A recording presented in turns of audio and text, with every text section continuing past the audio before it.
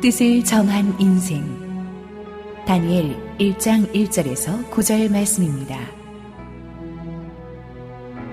유다왕 여호야김이 다스린 지 3년이 되는 해에 바벨론 왕 느부갓네살이 예루살렘에 이르러 성을 에워쌌더니 주께서 유다왕 여호야김과 하나님의 전그릇 얼마를 그의 손에 넘기심에 그가 그것을 가지고 시늘 땅 자기 신들의 신전에 가져다가 그 신들의 보물 창고에 두었더라. 왕이 환관장 아스부나스에게 말하여 이스라엘 자손 중에서 왕족과 귀족 몇 사람, 곧 흠이 없고 용모가 아름다우며 모든 지혜를 통찰하며 지식에 통달하며 학문에 익숙하여 왕궁에 설만한 소년을 데려오게 하였고 그들에게 갈대아 사람의 학문과 언어를 가르치게 하였고 또 왕이 지정하여 그들에게 왕의 음식과 그가 마시는 포도주에서 날마다 쓸 것을 주어 3년을 기르게 하였으니 그 후에 그들은 왕 앞에 서게 될 것이더라. 그들 가운데는 유다 자손 곧 다니엘과 하나냐와 미사엘과 아사랴가 있었더니 환관장이 그들의 이름을 고쳐 다니엘은 벨드사살이라 하고 하나냐는 사드락이라 하고 미사엘은 메삭이라 하고 아사랴는 아벳느고라 하였더라. 다니엘은 뜻을 정하여 왕의 음식과 그가 마시는 포도주로 자기를 더럽히지 아니하리라 하고 자기를 더럽히지 아니하도록 환관장에게 구하니 하나님이 다니엘로 하여금 환관장에게 은혜와 긍휼을 얻게 하신지라. 함께 기도하시고 하나님의 말씀 보겠습니다. 사랑하는 아버지, 은혜를 감사합니다. 오늘 이제 다니엘서 강해 설교를 시작합니다. 하늘의 은혜가 이 시대에 다니엘을 꿈꾸는 수많은 우리 성도들에게 임하여 주시옵소서. 예수님의 이름으로 기도드렸습니다. 아멘. 현실은 우리 성경은 지극히 현실적인 책이면서도 한편으로는 극히 비현실적인 책입니다. 성경은 우리가 세상 속에 들어가 살라고 합니다. 그렇지만 세상에 속하지는 말라고 합니다. 사실 이게 말이 쉽지 않습니다.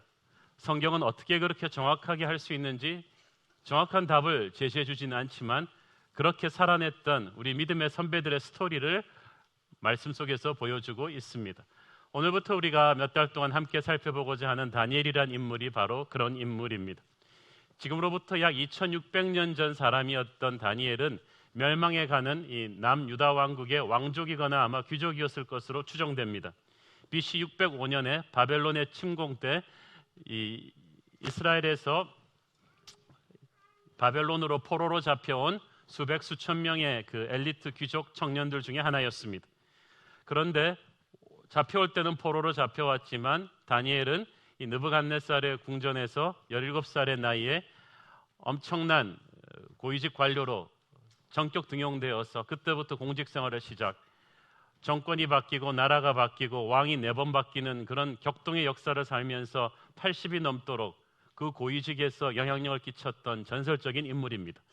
단순히 탁월한 능력으로는 설명할 수가 없는 하나님의 신비로운 은총이 다니엘과 함께했습니다. 어떤 정권, 어느 시대에도 그의 상사들은 그를 총애했으며 그의 동료들은 그를 두려워했고 부하들은 그를 존경했습니다. 하나님의 기름 부으신 탁월함이 무엇인가를 삶으로 보여준 사람 다니엘. 저는 오늘 우리 모든 평신도들이 지향해야 될 인물이 바로 이런 인물이라고 믿습니다. 특별히 우리 새로운 교회 3대 비전, 세상 속으로, 열방 속으로, 미래 속으로의 비전이 아마 가장 잘 압축되어 있는 인물이 바로 다니엘이 아닐까 합니다. 저는 우리 아이들이 다니엘과 같은 사람이 되게 해달라고 매일 기도하고 있습니다.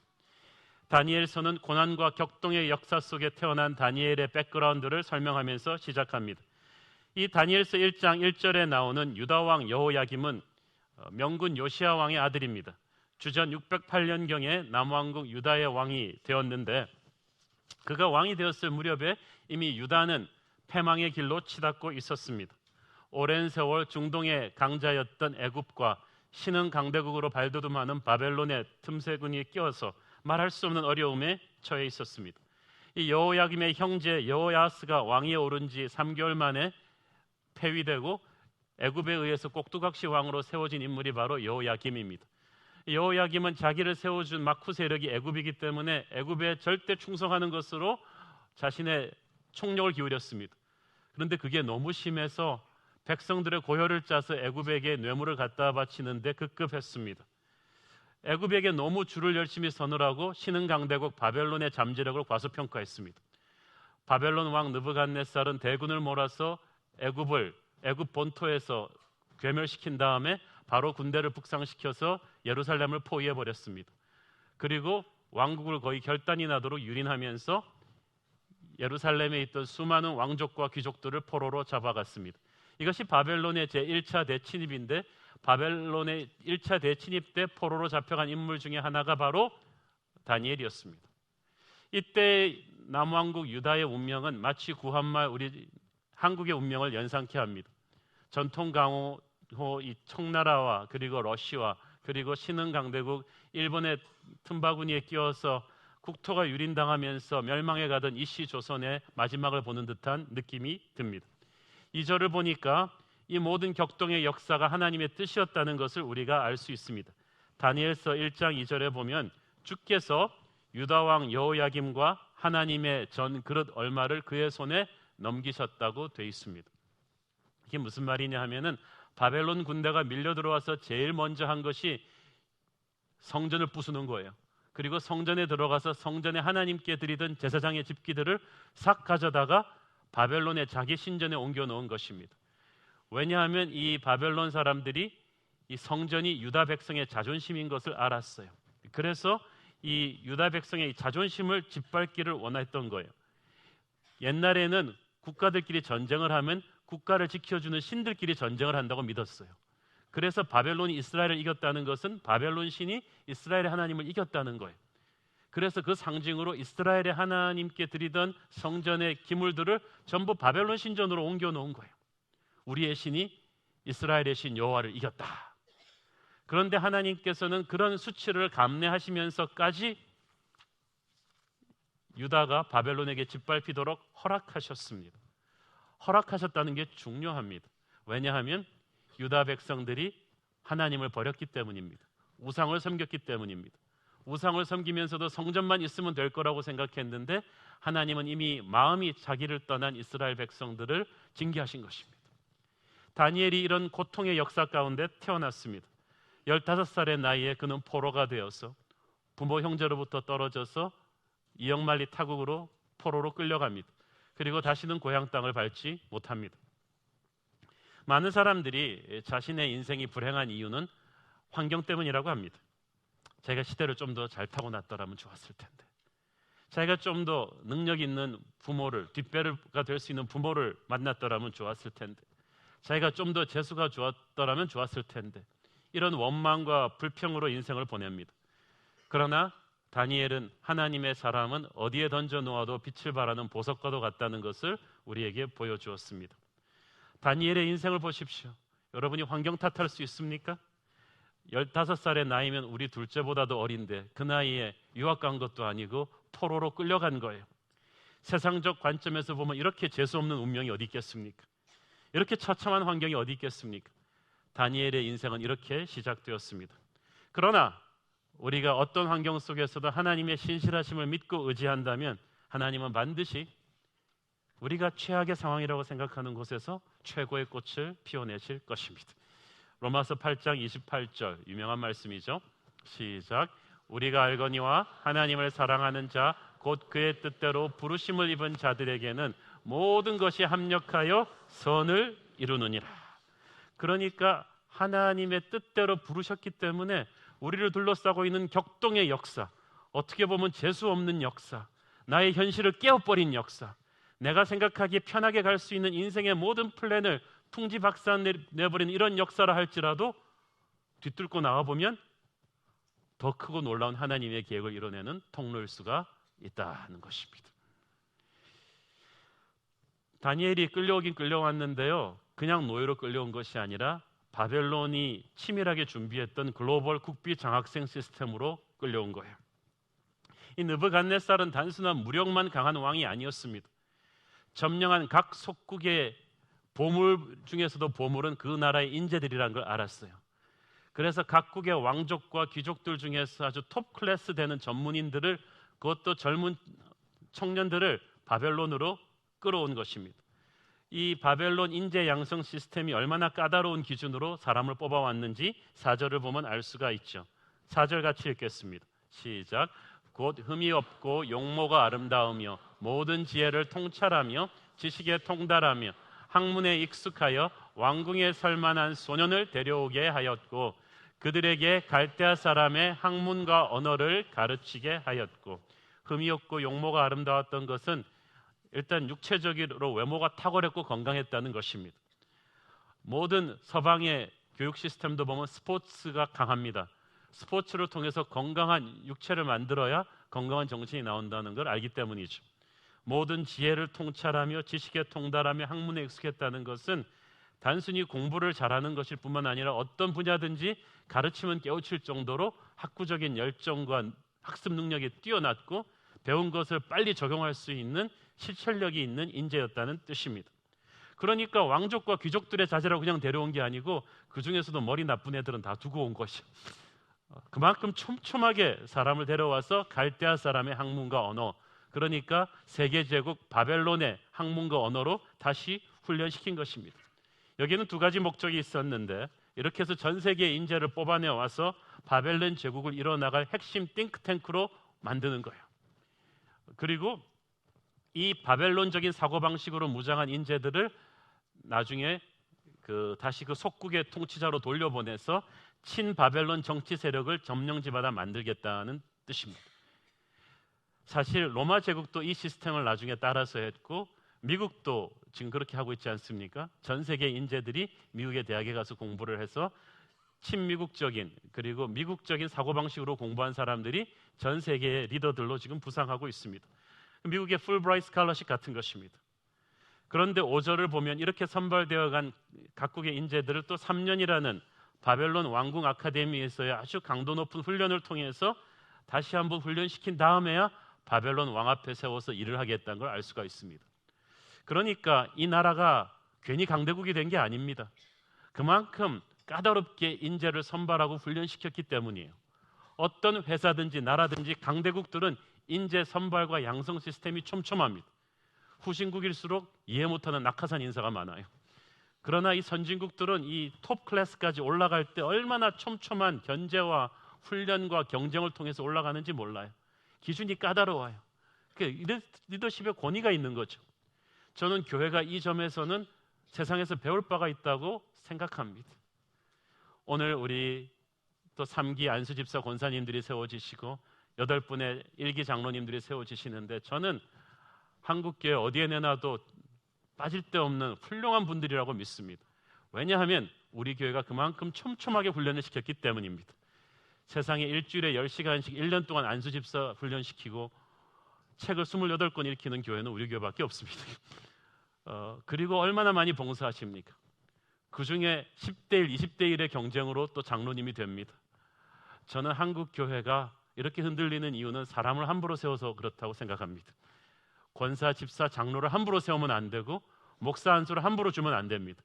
세상의 제국도 이렇게 촘촘하게 인재를 키우는데 우리는 너무 쉽게 사람을 세우고 버린다는 거예요.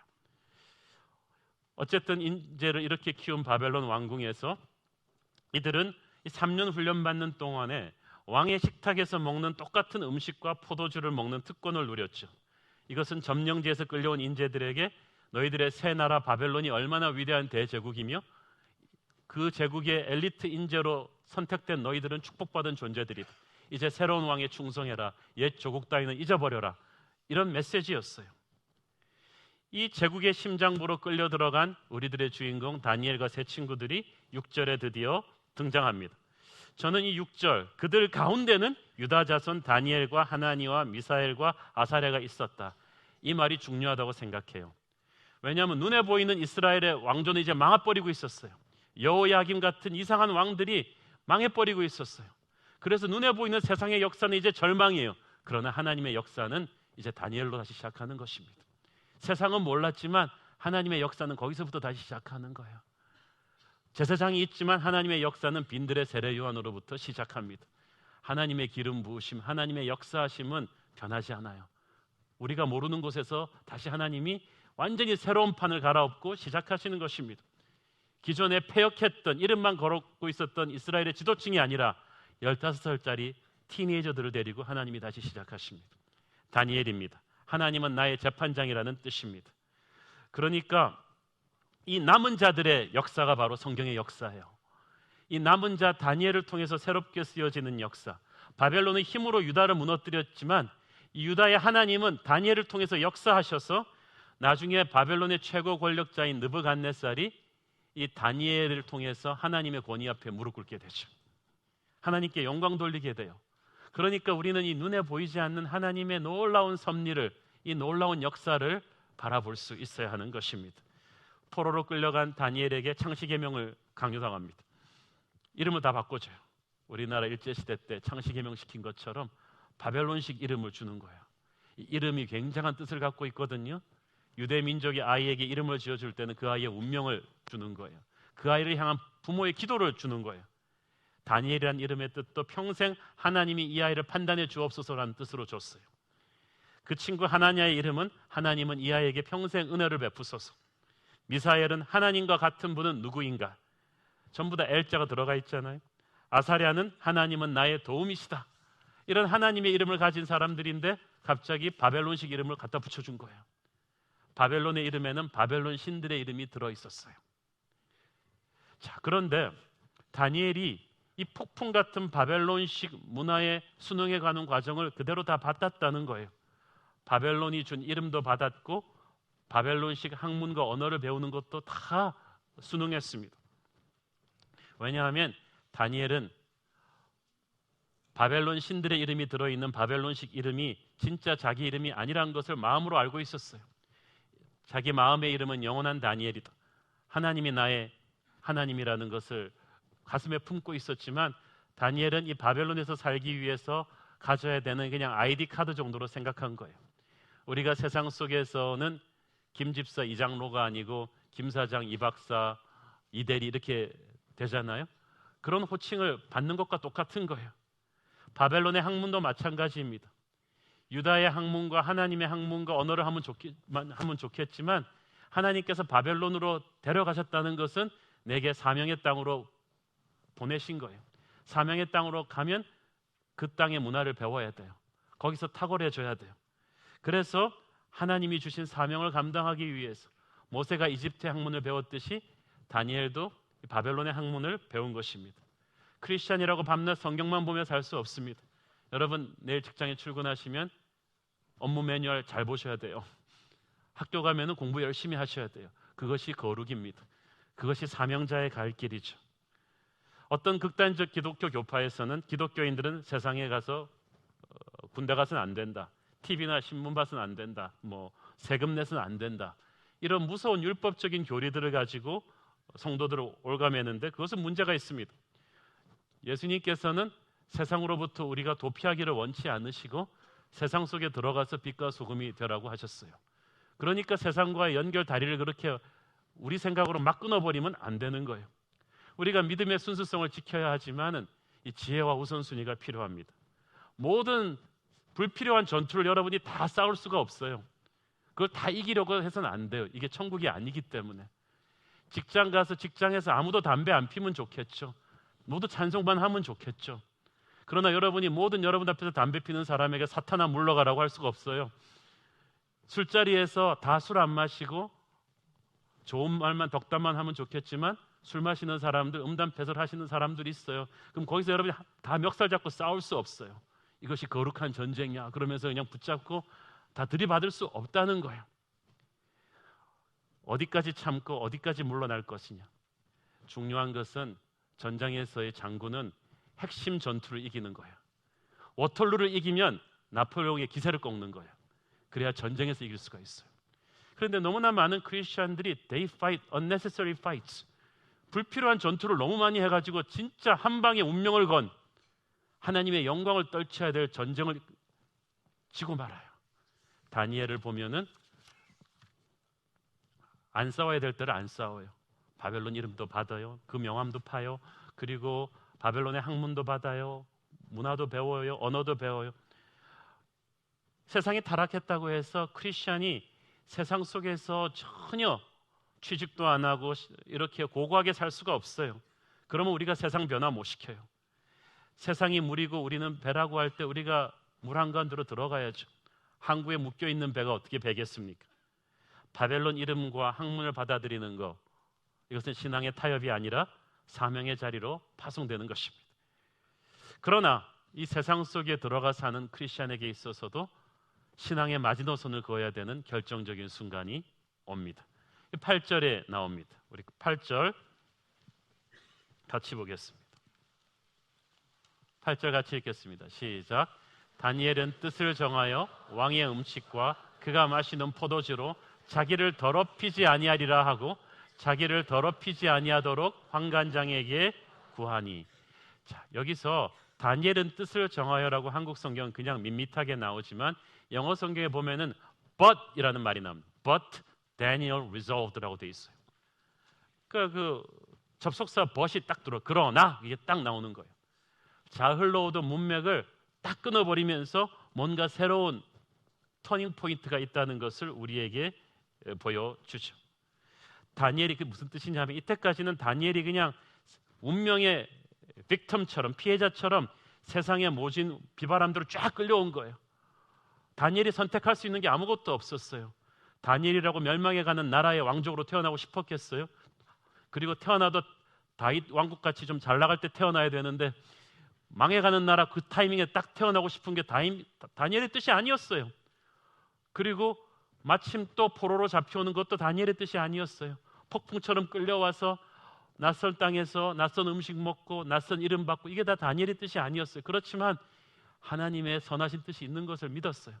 그렇지만 폭풍처럼 막 이렇게 걸려오다가 다니엘이 어느 순간에 더 이상 수동태가 아닌 능동태로 딱 전환하는 포인트가 있었어요.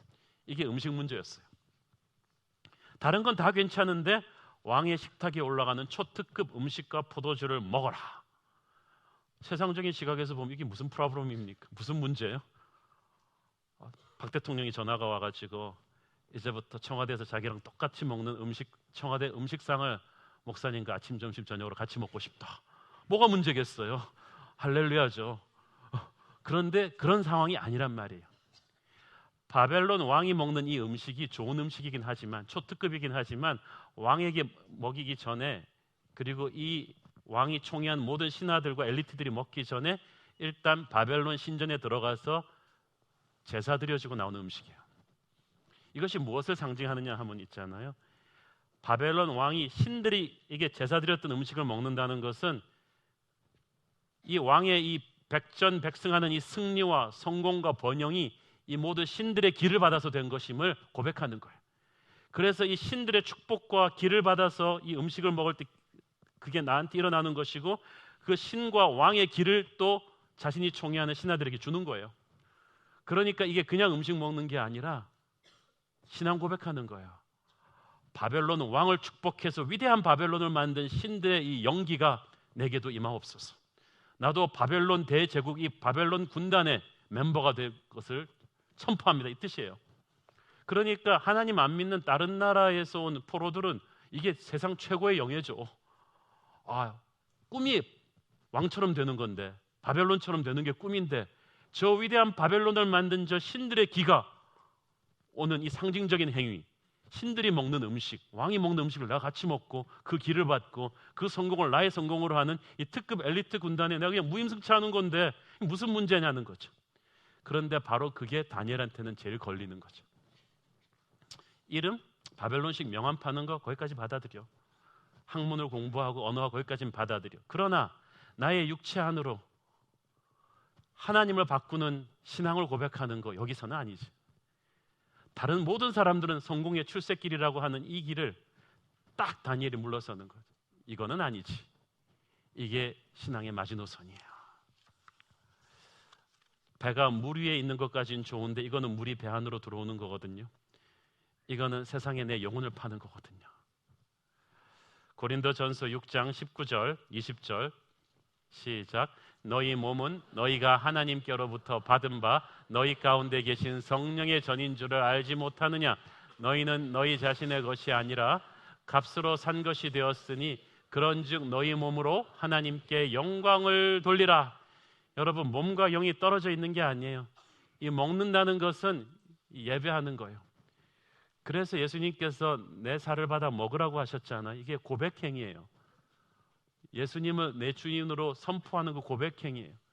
이 우상신에게 바쳐졌던, 그래서 우상의 기와 축복을 상징하는 이걸 먹는다는 것은 그를 나의 신으로 고백하는 거야.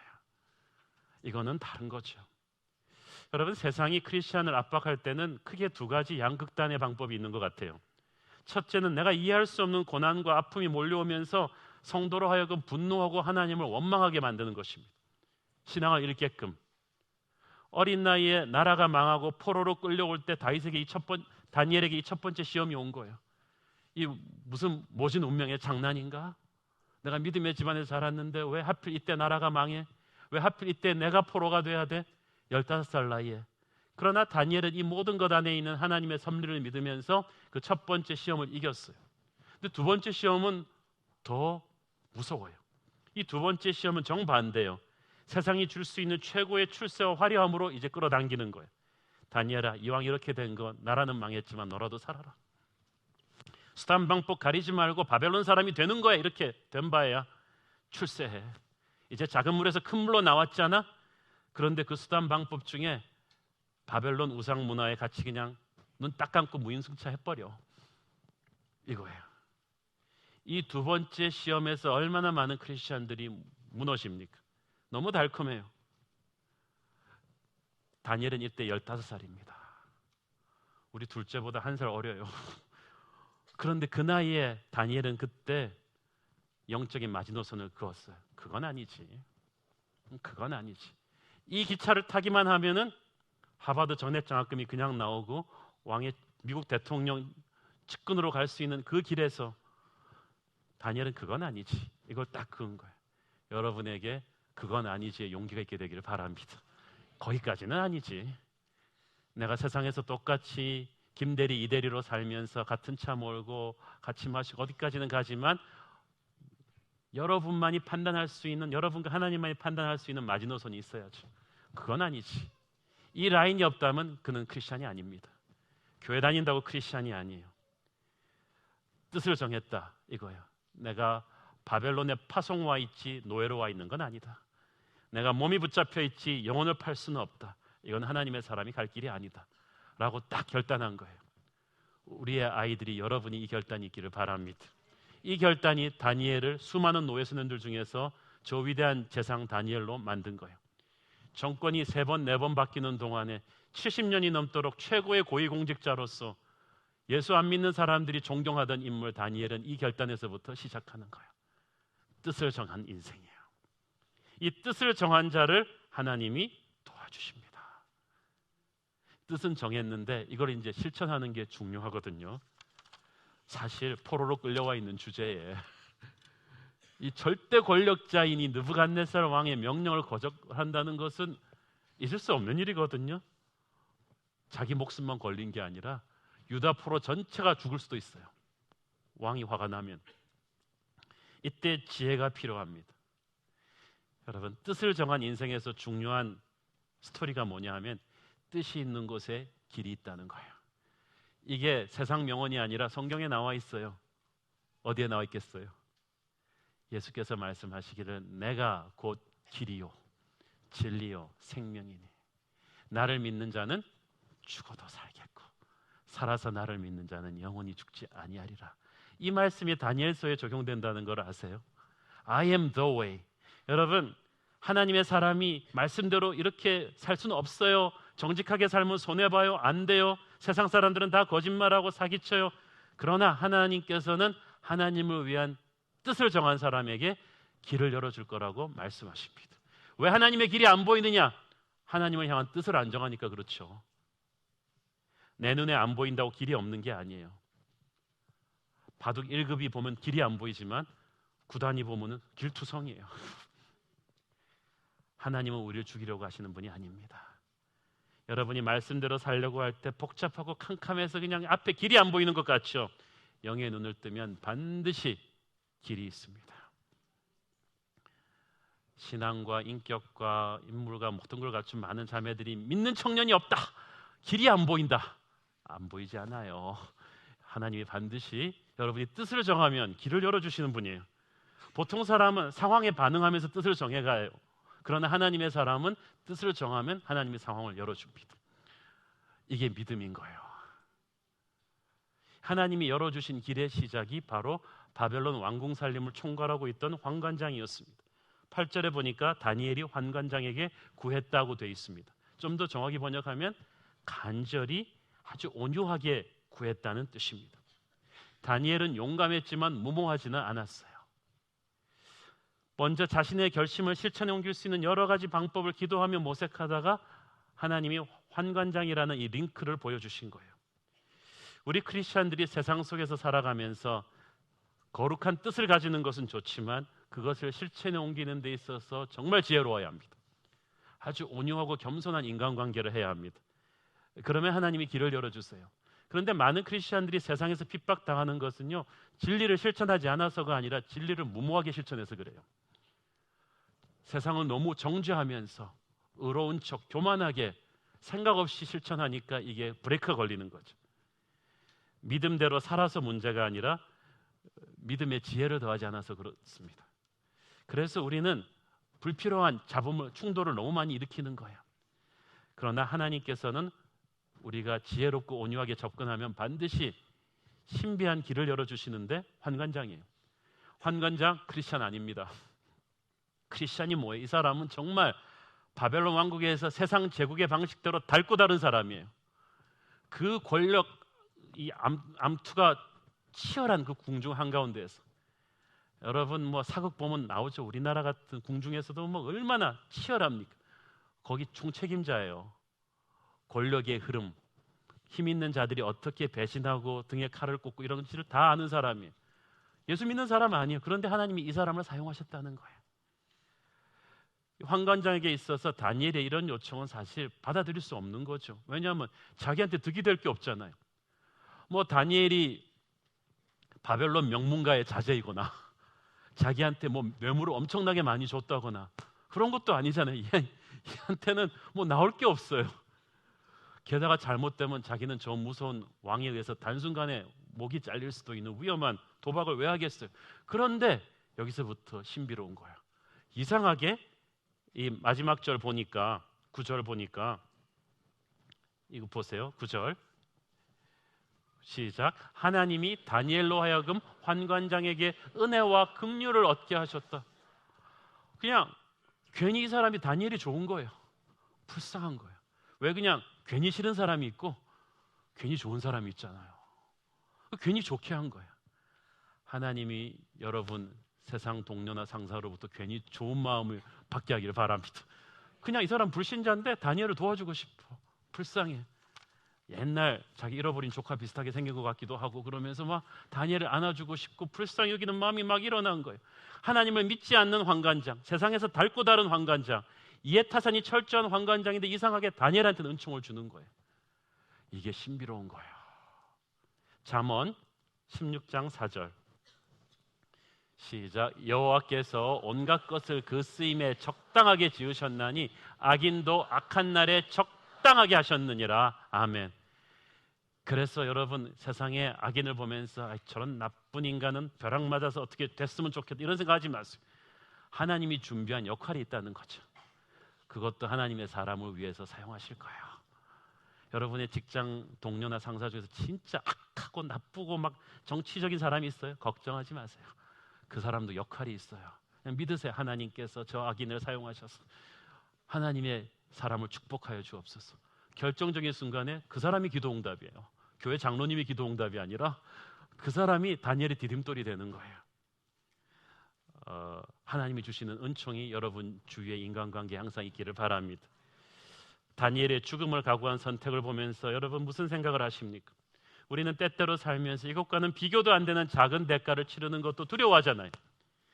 그저 체면 때문에, 승진의 기회 때문에 작은 손해도 보기 싫어서 우리는 너무 많이 신앙적인 신념을 쉽게 타협해 버립니다. 너무 신앙을 쉽게 타협해서 믿음의 마지노선이 없는 이게 진짜 문제거든요. 사랑하는 여러분 가슴 속에 직장생활 하면서도 항상 그 직장을 놓을 수 있는 사표를 꽂고 사십시오. 마지노선이 있어야 돼요. 사업을 하면서 이 돈을 다 잃어버릴 수 있는 준비를 하셔야 돼요.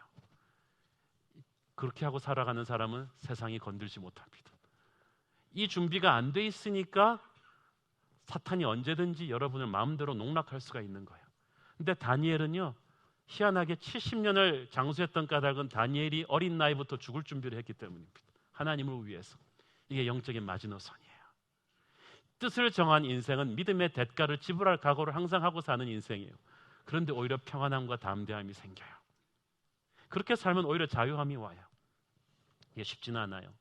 미국 뉴욕의 한 투자회사의 한 백인 크리스천 간부의 간증은 늘 제게 감동을 줍니다. 그는 믿음이 깊은 사람이었지만 평소에는 그렇게 티를 내지 않았어요. 불신자 동료나 상사들의 술자리에도 항상 참석은 했지만 술은 마시지 않았고 그들의 음담패설에도 참여하지 않았습니다. 그러나 분위기 깨지는 않았어요. 술 마시는 동료들 보고 야단치지도 않았어요. 그러나 술 마시는 다른 사람들은 항상 그를 존경했습니다. 인생에서 어려운 일 생기면 항상 그에게 와서 자문을 구했습니다. 그는 그들에게 뒤에서 기도해 주었습니다. 상담도 해 주었습니다.